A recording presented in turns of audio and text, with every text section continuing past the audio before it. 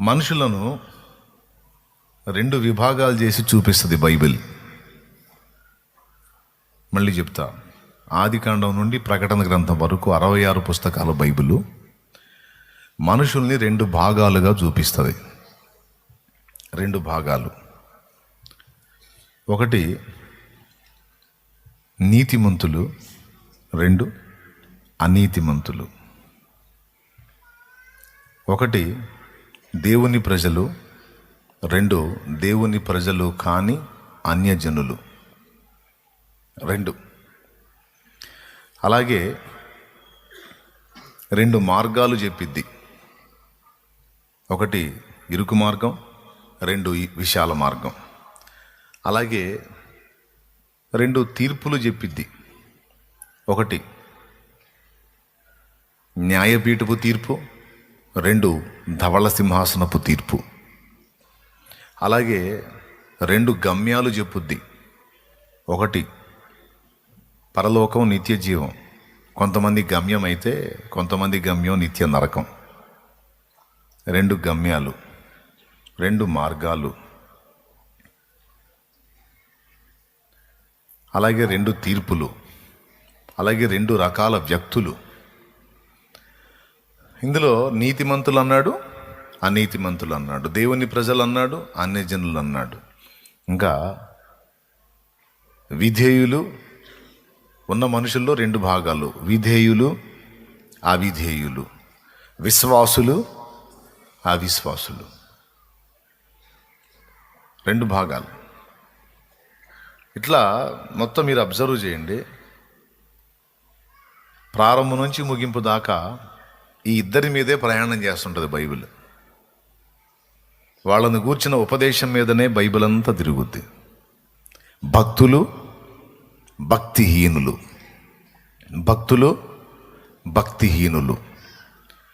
ఇకపోతే ఇప్పుడు ఆదాం దగ్గర నుంచి వద్దాం. ఆదాం భక్తిపరుడు, హవ్వ బలహీనురాలు. ఓకే. ఆ తర్వాత జంట ఎవరంటే కయ్యను, హేబెలు. హేబెలు భక్తిపరుడు, విశ్వాసం కలిగినవాడు, విధేయుడు. కయ్యను అవిధేయుడు. ఈ రకంగా మీరు గమనిస్తే వాళ్ళు వీళ్ళు ఇద్దరు కనపడతారు. మానవ జాతి మొత్తాన్ని కూడా రెండుగా విభజించాడు దేవుడు. బాగా వినండి. మానవ జాతి మొత్తాన్ని కూడా రెండుగా విభజించాడు. ఒకటి భక్తిపరులు, రెండు భక్తిహీనులు. భక్తిపరుల్లో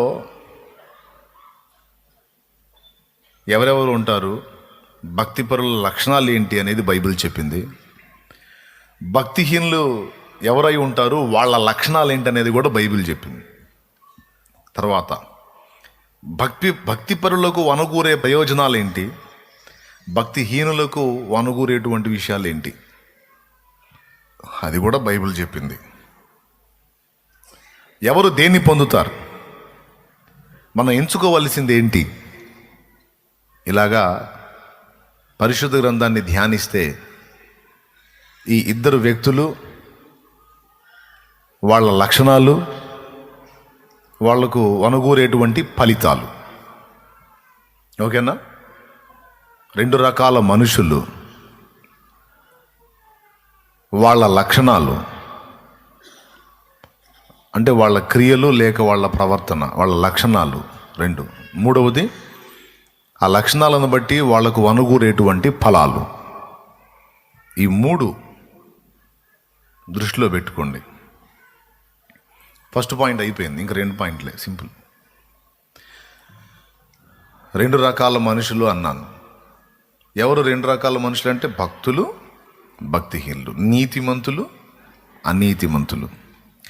అయితే వినండి, భూమి మీద ఇద్దరు కలిసే ఉంటారు.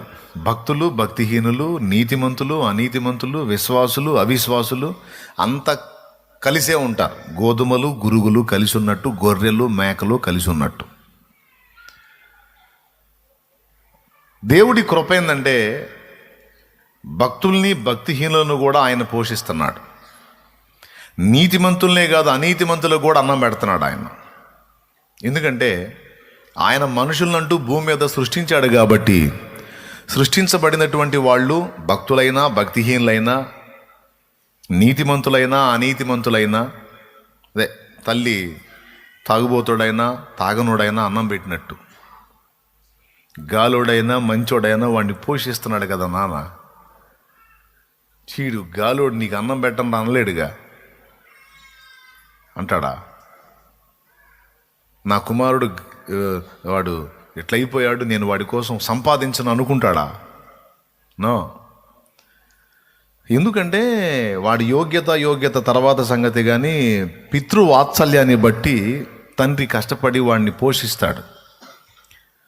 అది వాడి యోగ్యతకు సంబంధించింది కాదు, ఈయన మమతకు సంబంధించింది. అట్లాగే దేవుడు కూడా నీతిమంతులనే కాదు అనీతిమంతులను కూడా బ్రతకనిస్తున్నాడు. ఎందుకు? ఆయన వాళ్ళని భూమి మీద పుట్టించాడు కాబట్టి మనందరినీ, మనం భక్తులమైనా భక్తిహీనులమైనా మనకు నిర్ణయించబడిన కాలం అయిపోయేంత దాకా మనకు ఆయన ఇవ్వాల్సిందంతా ఇస్తాడు. అందుకే యేసయ్య చెప్పాడు, ఆయన నీతిమంతుల మీదను అనీతిమంతుల మీదను తన సూర్యుని ఉదయింపజేస్తున్నాడు, తన వర్షమును పంపుతున్నాడు.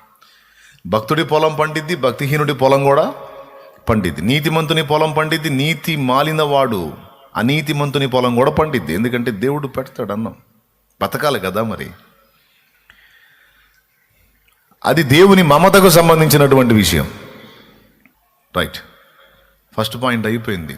2 రకాల మనుషులు అన్నాను, వాళ్ళకి దేవుడు ఫీడింగ్ ఇచ్చే విషయం కూడా ఇప్పుడు చెప్పేశాను.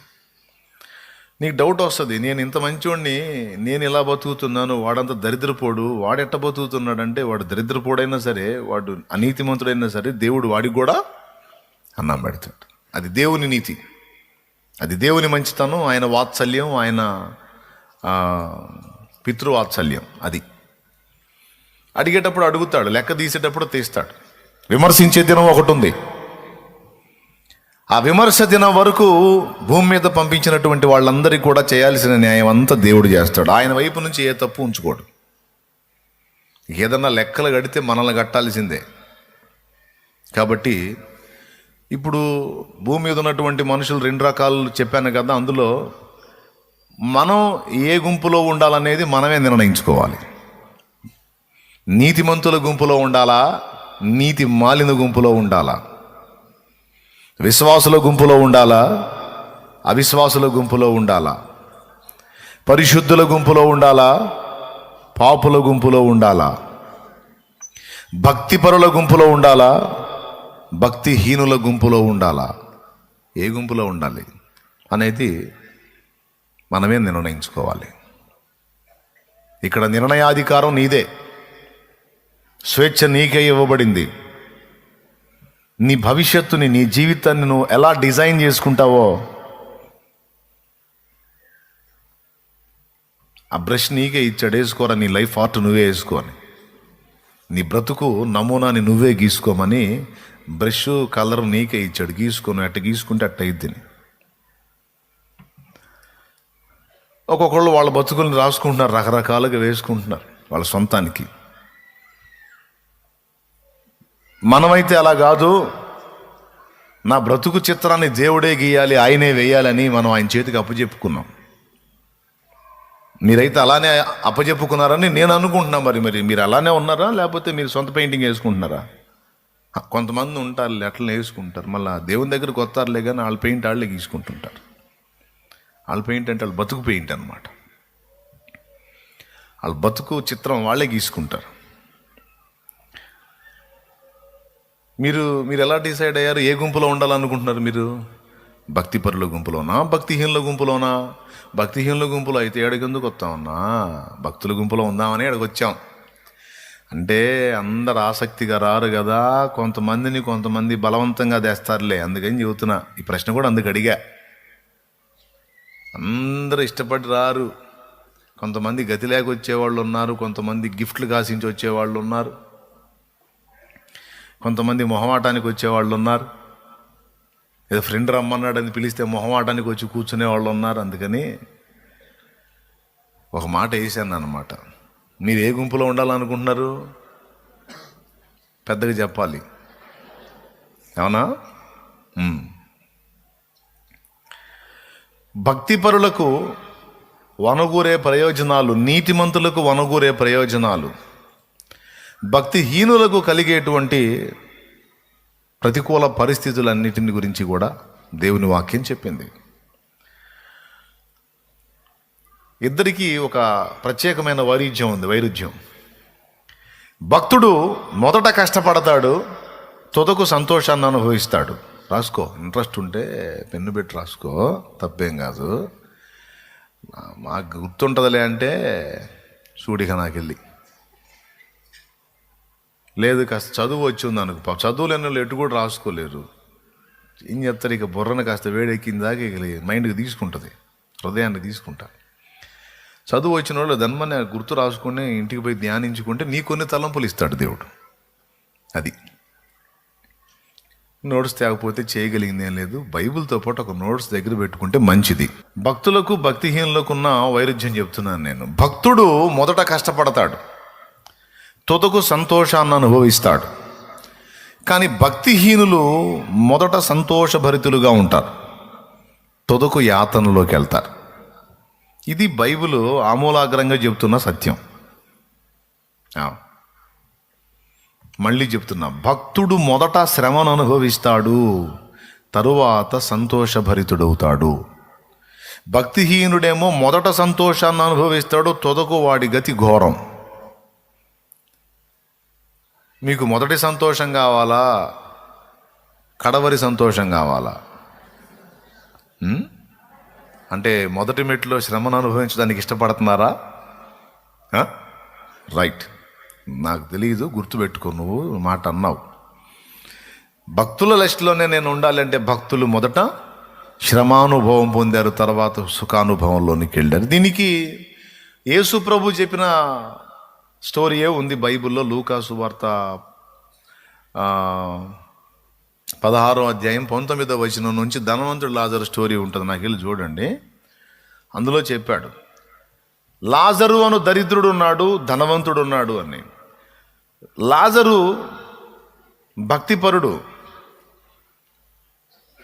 శ్రమానుభవం పొందాడు. ఒక రకంగా చెప్పాలంటే లాజరు అను దరిద్రుడు ఉండెను. ధనవంతుడు ఏమంది, ఉదారంగు వస్త్రములు ధరించుకొని ప్రతిదినం, సన్నపునార వస్త్రములు ధరించుకొని ప్రతిదినం బహుగా సుఖపడుచుండువాడు. లాజరేమో దరిద్రుడు, పట్టడన్నం లేదు, కష్టాల్లో ఉన్నాడు, శ్రమానుభవంలో ఉన్నాడు. ఇంకా చెప్పాలంటే హెల్త్ ఇష్యూస్ ఉన్నాయి, కురుపులతో నిండాడు. ఇంకా చెప్పాలంటే ధనవంతుడి ఇంటి వాకిట పడున్నాడు. అక్కడి నుంచి ఏదన్నా ఆహారం దొరికితే తిందామని. తిన్నాడని లేదు, వాడు పెట్టాడని కూడా లేదు. వాకిట పడున్నాడంట. ఏ పూటన్నా అంత కనికరపడి అంత రొట్టె మొక్క వేస్తాడేమని. రొట్టె మొక్కతో ఆకలి తీర్చుకొన గోరెను అని రాసుంది, కానీ వాడు తీర్చినని కానీ ఈయన తీర్చుకొనేనని కానీ లేదు. పాపం ఆశించి వాకిట పడున్నాడు. అంటే తనకంటూ తాను సంపాదించుకొని తినే పొజిషన్ లేదు, సరైన వస్త్రం లేదు, మంచి హెల్త్ లేదు, గుర్తింపు లేదు, పలకరించే వాళ్ళు లేరు, శరీరంలో ఆరోగ్యం లేదు. కానీ ఇవన్నీ ధనవంతుడికి ఉన్నాయి. సమృద్ధి ఉంది, కమ్మని తిండి ఉంది, సన్నపు నార వస్త్రాలు, ఉదారంగు వస్త్రాలు, రాజులు ధరించే వస్త్రాలు ఉన్నాయి, డైలీ విందులు ఉన్నాయి. వాళ్ళు చాలామంది, మొత్తం 6 బ్రదర్స్, వాళ్ళు 6 అన్నదమ్ములు. వాడే చెప్పాడు, నాకేం తెలుసు, నాకు 5 సహోదరులు ఉన్నారని చెప్పాడు. ఆ తల్లి గర్భాన పుట్టిన వాళ్ళు 6, వీటితో కలిపి, ధనవంతుడితో కలిపి. మరి ఇక 6 బ్రదర్స్ అంటే ఇక వాళ్ళ ఫ్యామిలీస్లో ఫంక్షన్స్, అసలు ఇక కోలాహలం. అందులో సౌండ్ కదా, ఇక సౌండ్ ఉంటే ఇంక రోజు సౌండే కదా. జేబులో సౌండ్ ఉంటే ఇక ఇంట్లో సౌండే, బయట కూడా ఫుల్ సౌండే. డీజే సౌండ్లు పెట్టి కొడుతున్నారు చూడు ఇప్పుడు, ఎవడికి నిద్ర లేకుండా. అదేం ఆనందం నాకు అర్థం కావట్లేదు. దరిద్రులు బజారు మొత్తం కూడా నిద్ర లేదు, పాళ్ళు దన్ దన్ దన్, మొత్తం వైబ్రేషన్ వచ్చి మంచాలు కూడా కదిలిపోతుంటాయి. నాకు అర్థం కాలేదు, యవనస్తులు ఎందుకు హార్ట్ అటాక్లు వచ్చి పోతున్నారు. ఇప్పుడు అర్థమైంది నాకు. దాని దెబ్బకి సగం పోతున్నారు. కాబట్టి ఆ సౌండ్లు ఈ సౌండ్లు అన్ని సౌండ్లు జేబులో సౌండ్ ఉంటే ఉంటాయి. కాబట్టి మనోడు అట్లా ఎంజాయ్ చేస్తున్నాడు. మొదట వాడు చాలా సుఖపడ్డాడు. నిత్య విందులు, నిత్య పండుగలు, నిత్య గుర్తింపులు, ఘనతలు, అబ్బో వచ్చేవాళ్ళు పోయేవాళ్ళు ఆయన ఒక రేంజ్ ఉంది. కానీ వీళ్ళిద్దరి మరణానంతర జీవితాన్ని గురించి దేవుని వాక్యం స్పష్టంగా చెప్పింది. సాక్షాత్తు యేసయ్యే చెప్పాడు. ఏం చెప్పాడంటే, లాజరు చనిపోయి పాతి పెట్టబడ్డాడు, అయితే దేవుని దూతల చేత అతడు కొనిపోబడ్డాడు అబ్రహాము రొమ్మున ఆనుకొనడానికి. ధనవంతుడు చనిపోయి పాతి పెట్టబడ్డాడు, అప్పుడు అతడు అగ్నిలో యాతన పడుచుండెను. మొదట సుఖానుభవం పొందినోడు తుదకు అగ్నిపాలయ్యాడు. మొదట శ్రమానుభవం పొందినోడు తుదకు అబ్రహాము రొమ్ముకు చేరాడు. ఎప్పటికీ భక్తుల విధానం ఇదే. కాబట్టి నాకెందుకు ఈ శ్రమ, నాకెందుకు ఈ బాధ, నాకెందుకు ఈ కష్టాలు, నాకే ఎందుకు? దుర్మార్గులు, దౌర్భాగ్యులు, భక్తిహీనులు, అన్యాయం చేసేవాళ్ళు బాగానే ఉన్నారు, నేను అన్నీ అనుకొని అన్నీ కంట్రోల్ చేసుకుని దేవుడా భక్తుడా అనుకుంటా నేనేదో క్రమంగా బ్రతుకుతుంటే నాకు ఎదురు దెబ్బలేంది, నాకు ఈ విమర్శలేంది, నాకు ఈ అప్పులేంది, నాకు ఈ కష్టాలేంది, నాకు ఈ రోగాలేంది, నాకు ఈ రిపోర్ట్లేంది, నాకు ఈ సమస్యలేందని అప్పుడప్పుడు కొంచెం ఏడుపు వచ్చింది. బాధలకు తట్టుకోలేక కూర్చొని ఏడిచి పాపం ఈ ఆక్రోశాన్ని వెళ్ళబోసేవాళ్ళు కూడా ఉంటారు. నా బోటోడు దొరికితే, అందరం ముందు కాదు, నా బోటోడు దొరికితే వాడి మీద వెళ్ళబోతారు ఈ ఆక్రోశాన్ని. కాదన్నయ్య, అసలు నేనేం చేశానండి, దేవుడు ఎందుకు నాకు పగబట్టాడా ఏంది, ఎందుకని నాకే ఎట్లా జరుగుతుందని పాపం ఆక్రోశాన్ని వెళ్ళబోసుకుంటారు. ఇక నేనేం తిట్టలేను, ఏం అనలేనుగా, ఓదారుస్తా కదా, అందుకని వెళ్ళబోస్తారు నా ముందు. కానీ వాక్య సత్యం ఏంటంటే, భక్తిపరులు శ్రమానుభవంతో ప్రారంభిస్తారు, సంతోషంతో వారి ముగింపు ఘట్టం ఉంటుంది, అంటే తుది ఘట్టం సంతోషంతో ప్రారంభమైంది. కాబట్టి భక్తిహీనుల అభివృద్ధి చూసినప్పుడు మోసపోవద్దు. భక్తిహీనులు, అనీతిమంతులు, అవిశ్వాసుల ఆశీర్వాదాలు చూసి, వారి హడావుళ్ళు చూసి, వారి ధన సౌఖ్యాలను చూసి భ్రమపడవద్దు, మత్సరపడవద్దు. 2 చోట్ల రాయబడింది, భక్తిహీనుల క్షేమము నా కంటపడినప్పుడు నేను అంతరంగంలో నొచ్చుకున్నా, ఆయనను తర్వాత నా దేవుడు కళ్ళు తెరిచాడు, అప్పుడు నేను వారి వైపు చూశాను, నిశ్చయముగా కాలు జారు చోటునే వారున్నారు. వాళ్ళు వెలిచూపులకి సౌఖ్యంలో ఉన్నారు, కానీ వారి అడుగు ప్రమాదకరమైన స్థలములో ఉంది. కానీ భక్తి పరులు శ్రమానుభవంలో ఉన్నారు, కానీ వారి నివాసము క్షేమ నివాసము. ఎందుకంటే వారు శ్రమానుభవంలో ఉన్నప్పటికీ వారితో కూడా దేవుడు ఉన్నాడు. నిన్ను పిలిచిన దేవుడు నమ్మదగినవాడు, శోధనలో నిన్ను విడిచిపెట్టిపోడు, కంటి పాపల తోడుండి నిన్ను కాచుకుంటాడు, కన్న తండ్రిలా తోడుండి నిన్ను ఆదుకుంటాడు. స్తోత్రం, ప్రభువుకు స్తోత్రం చెప్తాం. కాబట్టి ప్రియులారా, మొదటి మాట, భక్తి పరులారా, శ్రమానుభవంలో ప్రయాణం చేస్తున్నారా? ముగింపు ఏంటి? నీ నోటితో నువ్వే చెప్పు. శ్రమానుభవమేనా? నో, సంతోషానుభవం. నమ్మితే ఇది నిజం, నమ్మకపోయినా ఇదే నిజం.